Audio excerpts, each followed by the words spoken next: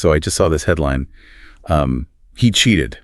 The shocking reason behind Jeonyeor's divorce revealed.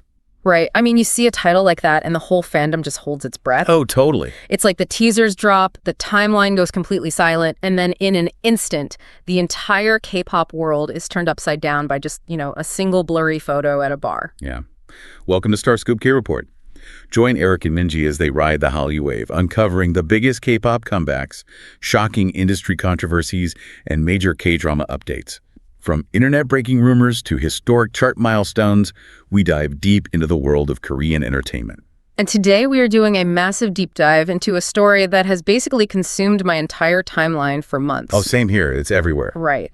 And our focus today isn't just about, parsing through the gossip surrounding T-ara Jiyeon and former KT Wiz player Hwang Jae-gyun. All right, there's so much more to it. Exactly. We really want to decode the actual mechanics of how this high-profile split was handled behind the scenes, from the official agency maneuvers to the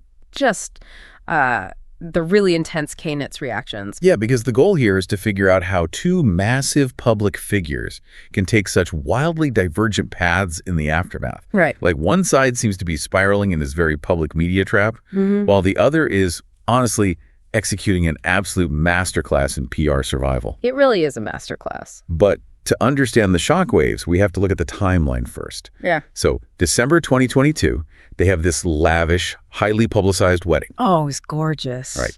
The top-tier athlete and the second-gen visual. It is the quintessential K-culture fairy tale. Literally a K-drama come to life. Exactly. But then, fast forward to June 2024, and Jiyeon suddenly announces a hiatus from her YouTube channel. Yeah. And she cited personal circumstances. Which, is the ultimate bat signal for K-netz. 100%. The phrase personal circumstances from a highly active idol is rarely just about needing a vacation. Right. No one just says that. No, it usually means some kind of legal or personal turmoil is brewing, and the agency is trying to buy time to formulate a narrative. Yep. So the fandom radar instantly went on high alert. People are analyzing past vlogs, checking for rings, just the standard forensic breakdown. The K-netz FBI was on the case. Exactly. And they didn't have to wait long, because the way the seal broke on this story was, frankly, unprecedented. It was so weird. Right. It wasn't a Dispatch New Year's reveal or an agency press release.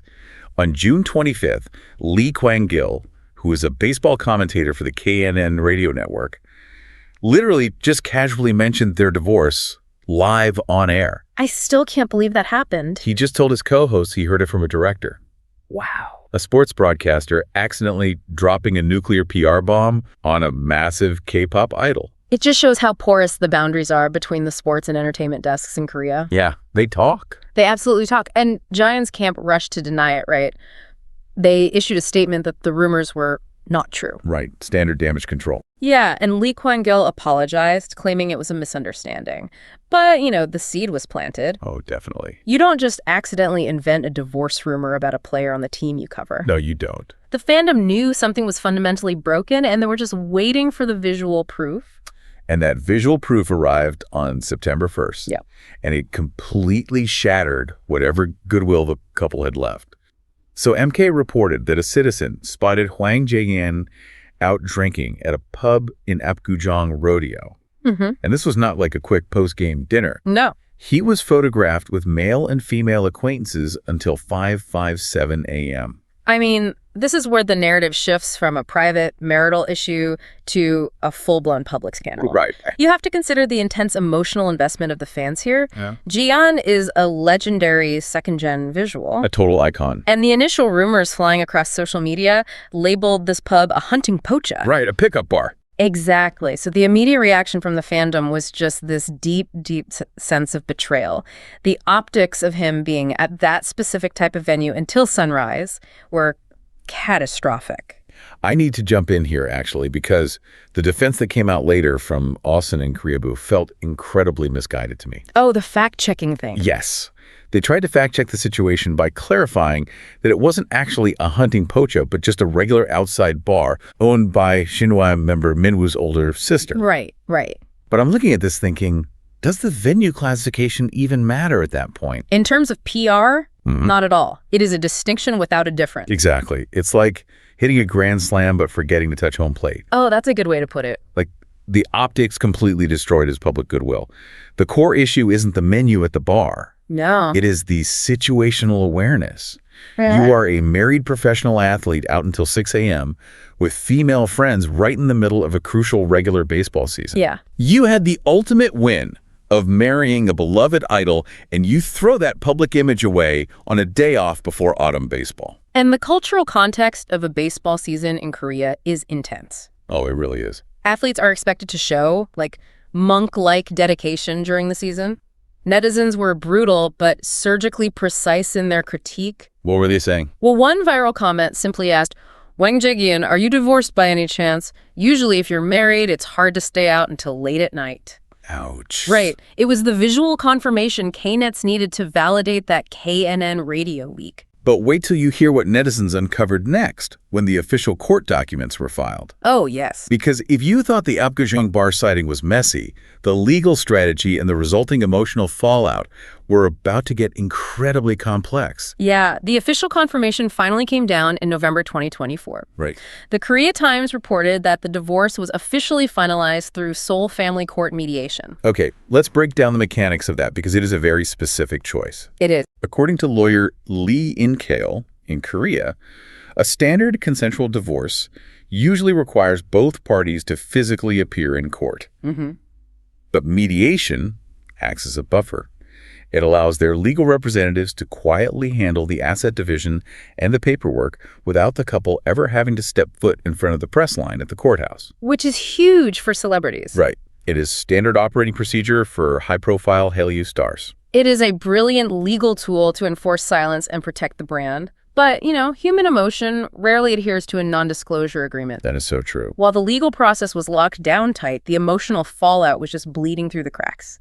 If we look at the Kpop report from April 2025, there was a series of cryptic social media posts that basically function as a proxy war. This is my favorite part of K-pop fandom culture. Right. The forensic analysis of a seemingly innocent Instagram update. Oh, absolutely. So on April 5th, Wang posts a photo of a serene, snow-covered lake. Okay. Completely innocuous visually. Sure. But the caption is a quote, "You must pass the test, endure the hardship, and resist temptation." Resist temptation? Yeah. Wow. Yeah. Considering the 6 a.m. Apgujeong rodeo photos, using the word temptation is a wildly provocative choice. It really is. It immediately frames him as someone struggling against external forces rather than, taking accountability for his own optics. Exactly. And Jiyeon's response, whether it was intentional or not, was devastatingly subtle. What did she do? A day later, she posts a video of herself doing car karaoke. Oh, I saw this. Yeah, and she isn't singing one of T-ara's upbeat hits. She is singing Lee Kwang-gil's song Kono Dashin Kano. Right. And the specific lyrics she highlights are, "I cried as much as the cigarettes you smoked, and would we have been happy if we hadn't met at all?" So what does this all mean? Right. Like, if mediation is specifically designed to keep things private and dignified, Yeah. why are they basically airing their emotional dirty laundry through cryptic Instagram updates? It feels like they are sabotaging their own expensive legal strategy. Think of it as a pressure valve. Okay. In an industry where your entire existence is curated, where your agency dictates your statements, your schedule, your public persona, the loss of a marriage is profoundly disorienting. Yeah, that makes sense. They are barred from giving tell-all interviews. So a cryptic lyric or a vague philosophical quote becomes the only mechanism they have to reclaim their personal narrative without, triggering a defamation lawsuit. Right, it's a loophole. It is a desperate attempt to signal to their respective fans, here is my side of the story, without actually saying a word. Wow. Well, if you love staying updated on your favorites and unpacking these cryptic idol posts, make sure you subscribe to StarScope K-Report.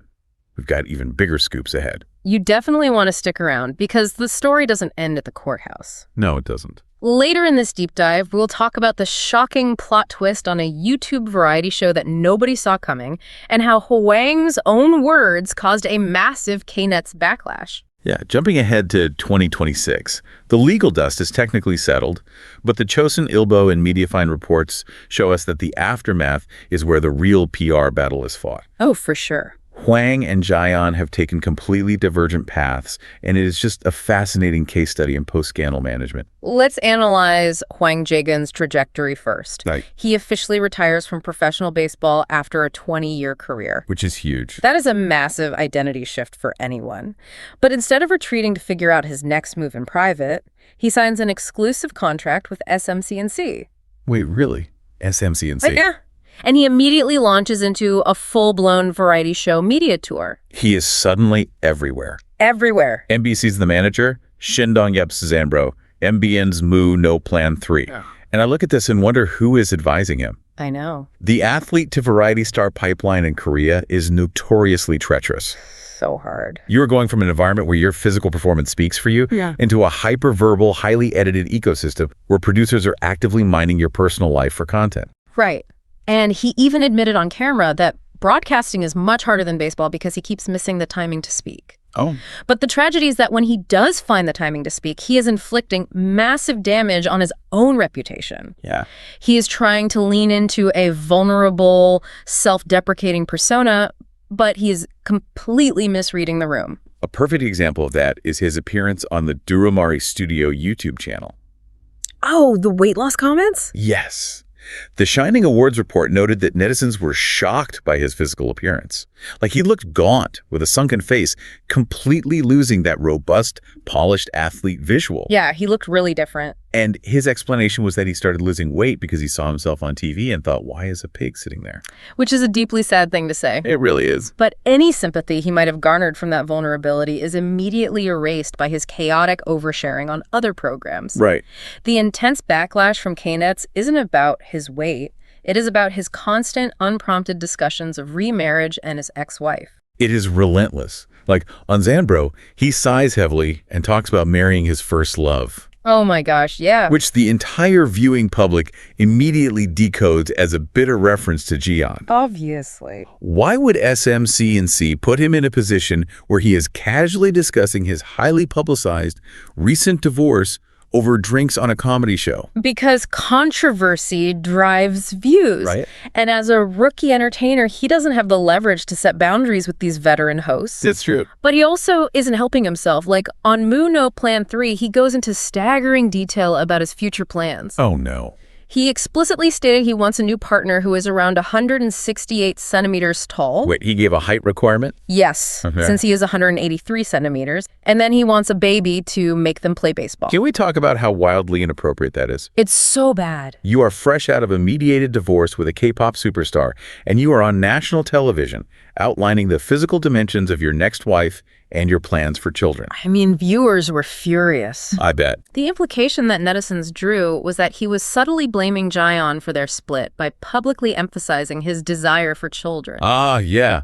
But you know, the definitive reality check didn't even come from K-netz. No, it didn't. It came from his own peer.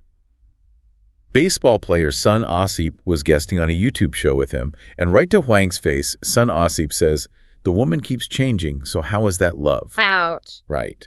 When your own close friend is calling out your fickle behavior on a broadcast, the PR narrative is completely out of your hands. He essentially handed the netizens the exact ammunition they needed to cast him as the villain of his own story. Exactly. If we zoom out and look at the broader cultural implications, Chosun Ilbo published a brilliant piece analyzing this exact phenomenon. Oh, I read that. The title was "Celebrities' Divorces Become Lifelong Media Stigmas."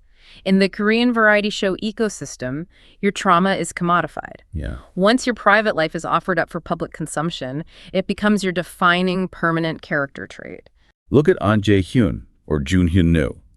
Their past relationships and breakups are still utilized as punchlines by other cast members years later. And Hwang is actively volunteering for this treatment. It's baffling. He thinks that by oversharing, he is controlling the narrative and making himself appear relatable and transparent. But he's not. No, in reality, he is just cementing his own stigma. He is trapping himself in the divorced guy character arc. Hit that subscribe button so you never miss a KT update on legends like T-ara. Because, honestly, the contrast with how Jaeyeon is handling this is staggering. It really is night and day. While Hwang is stumbling through the variety show trap, She is executing one of the most flawless, high-impact comebacks we've seen in the industry. It is an absolute all-kill visual comeback. The strategic discipline she is showing is remarkable. Mediafine detailed this perfectly. Jiyeon has maintained absolute radio silence on the divorce. She hasn't done a single tearful interview. She hasn't posted any more cryptic karaoke videos. Instead, she let her styling do the talking. She posted photos of herself preparing for a T-ara stage, and the visual language was unmistakable. She's wearing a deep red halter-neck top, beige slacks, incredibly sharp, elongated eyeliner, and red overlined lips. And in K-pop, a comeback outfit is never just clothing, it is an official press release. Exactly. The deep red and the sharp, aggressive makeup signify a massive departure from the innocent, maknae-like image she carried for years. Yeah. It is mature, it is intimidating, and it screams resilience. She is projecting an untouchable aura. And she is backing it up with sheer work ethic. Yeah, she's been so busy. T-ara has been doing massive fan meetings across Asia, Ho Chi Minh City, Chengdu, Shanghai. She is entirely focused on her core fandom and her global career. And the reaction from international fans and K-netz alike has been overwhelmingly supportive. I love to see it. They are praising her dignity, noting that her refusal to engage in the mudslinging is the ultimate power move. The subtext here is fascinating. We are talking about an industry that typically demands unwavering perfection from female idols, where even an unconfirmed dating rumor can derail a career for years. Right. Yet Jiyeon has managed to weaponize her silence to reclaim her agency. It's brilliant. She isn't defending her actions because she recognizes that engaging with the rumors only validates them. The red halter-neck top is louder and more effective than a 10-page statement from a prestigious law firm. Absolutely. It tells the public, I am still here, I am thriving, and I am not defined by this man. Meanwhile, you have the traditional male athlete, a demographic that historically receives an enormous amount of grace and forgiveness for bad behavior in Korean society, spiraling on camera. Right. He is looking exhausted, oversharing on comedy shows, and desperately trying to wrestle control of a narrative that is long gone. It really forces us to ask a larger question about the future of K-entertainment PR. Oh, for sure. Like, as audiences become more savvy to media manipulation, will the tell-all variety tour become obsolete? I think so. We are watching real-time proof that in the face of a massive scandal, refusing to play the game is the most dominant move you can make. A true masterclass in protecting your peace and letting your sustained success be your only response. Honestly, iconic. You've been listening to StarScope K-Report, where Eric and Minji bring you the stories shaping K-pop, K-dramas, and the global Hallyu wave. Thanks for tuning in, and don't forget to subscribe for more stories that keep the stars shining.